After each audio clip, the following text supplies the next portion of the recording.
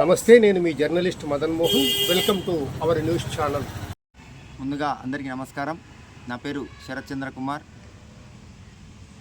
ఇక్కడ ఈ వీడియో తీస్తున్న ప్రదేశం వెంకటేశ్వర స్వామి దేవాలయం, కొండపేట, బాణముక్కల, బనగానపల్లె గ్రామం. ఇక్కడ దాదాపుగా 500 సంవత్సరాల క్రితం నిర్మించినటువంటి ఎంతో ప్రసిద్ధమైనటువంటి దేవాలయం ఇది. ఈ దేవాలయానికి కోట్ల విలువ చేసే మాన్యం భూములు ఉన్నాయి.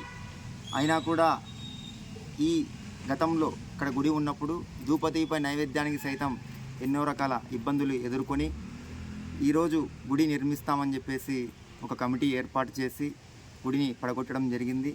దాదాపుగా 5 నెలలు అవుతున్నా కూడా ఇక్కడ ఎలాంటి అభివృద్ధి కార్యాచరణ మొదలు పెట్టలేదు. ఒకసారి ఇక్కడ చూస్తే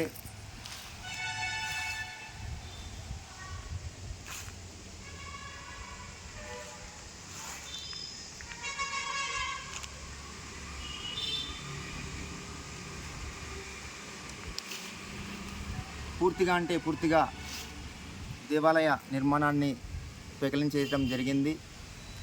అయినా కూడా ఇప్పటి వరకు ఎందుకు నిర్మాణ చర్యలు ఉపక్రమించలేదో అర్థం కాని పరిస్థితి.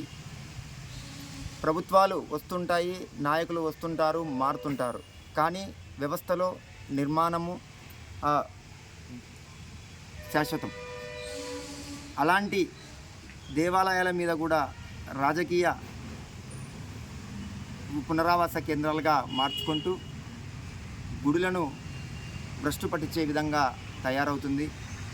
కనుక నూతన కమిటీని ఏర్పాటు చేసి ఆ కమిటీలో ఒక ప్రభుత్వ యంత్రాంగాన్ని కూడా ఇందులో భాగస్వాములను చేసి ఎమ్మెల్యే గారి అధ్యక్షతన ఈ యొక్క కమిటీకి పూర్తి బాధ్యతలు తీసుకొని, ఇంకొక ముఖ్య విషయం, మన శాసనసభ్యులు బీసీ జనార్దన్ రెడ్డి గారు ఒక ఎమ్మెల్యేగానే కాకుండా మనకు ఆర్ఎన్బి శాఖ మంత్రిగా ఉండడం మన అదృష్టం.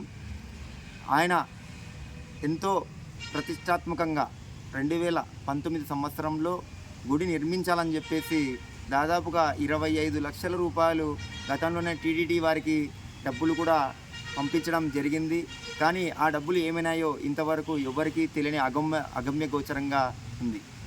కానీ మళ్ళీ ఒక కొత్త పాలక మండలిని ఏర్పాటు చేసి మళ్ళీ చందాలు వసూలు చేసి ఆ దేవాలయానికి డీడీ తీసినామని చెప్పేసి ప్రచారం జరుగుతుంది. కానీ ఎక్కడ కూడా అభివృద్ధి అనేది కనిపించడం లేదు. కేవలం రాజకీయ పునరావాస కేంద్రం కోసం మాత్రమే ఈ గుడిని వాడుకుంటున్నారు.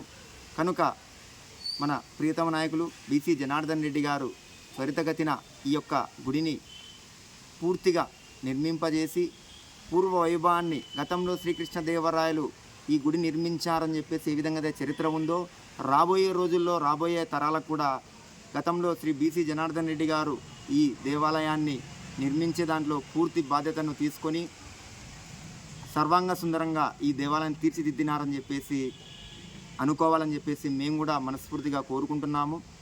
ఒక కొండపేట వాసిగా ఈ దేవాలయానికి మా వంతు కూడా ఎంతో కొంత గతంలో సహాయ సహకారాలు అందించడం జరిగింది ఆ దేవుని ఆశీస్సులతో. ఈ పూర్తి దేవాలయం గతమంతా దాతల సహాయ సహకారాలతోనే నడిచింది తప్పితే ప్రభుత్వ యంత్రాంగం నుంచి ఎలాంటి సహాయ సహకారాలు అందలేదు.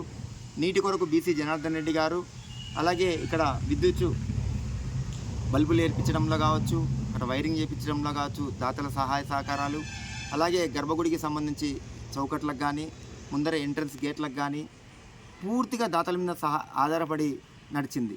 ఎందుకో అర్థం కావడం లేదు. కోట్ల విలువ చేసే స్థలాలు, భూములు ఉన్నా కూడా దయనీయ స్థితిలో ఉంది. దీనికి పూర్తిగా కారణం రాజకీయ పునరావాస కేంద్రంగా మారడమే దీనికి ఈ యొక్క దుస్థితికి కారణం అని చెప్పేసి మేము భావిస్తున్నాను. కనుక మన ప్రియతమ నాయకులు బీసీ జనార్దన్ రెడ్డి గారు త్వరితగతిన నిర్ణయం తీసుకొని ప్రతి ఒక్కరి ఆమోదయుద్ధంగా ఈ దేవాలయాన్ని నిర్మింపజేయాలని మేము మనస్ఫూర్తిగా కోరుకుంటున్నాము. అలాగే వెంకటేశ్వర స్వామి బీసీ జనార్దన్ రెడ్డి గారికి ఇంటి ఇలవెల్పు కావడం కూడా మనకు ఒక అదృష్టం. కనుక ఇంకా తొందరగా పూర్తి చేస్తారని చెప్పేసి మనస్ఫూర్తిగా కోరుకుంటున్నాము. ఏది ఏమైనా ఈ దేవాలయానికి పూర్వవైభవం రావాలి. కొండపేట మరి ఒక గతంలో ఏ విధంగా అయితే శోభాయమానంగా అలరాలిందో అదేవిధంగా మళ్ళీ రావాలని చెప్పేసి మనస్ఫూర్తిగా కోరుకుంటూ సెలవు తీసుకుంటున్నాను. జై.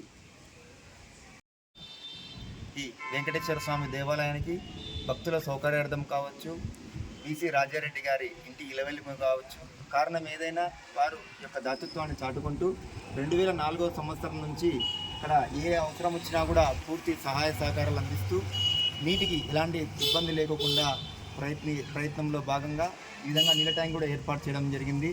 ఈ నీళ్ళ ట్యాంక్ కూడా గుడిని పడగొట్టినప్పటి నుంచి దాదాపు 4-5 నెలల నుంచి ఇలాగే ఎండకు వానకు తడుస్తూ ఇక్కడ పక్కన పెట్టడం జరిగింది. దీన్ని కూడా భక్తులు నాయకులు పరిణామం తీసుకోవాలని చెప్పేసి కోరుకుంటున్నాం. గతంలో దేవాలయానికి ప్రధాన ద్వారానికి కటాంజనం ఏర్పాటు చేయడం అయింది. దానిని కూడా ఈరోజు ఈ విధంగా ఈ దుస్థితిలో పక్కన పడడం జరిగింది.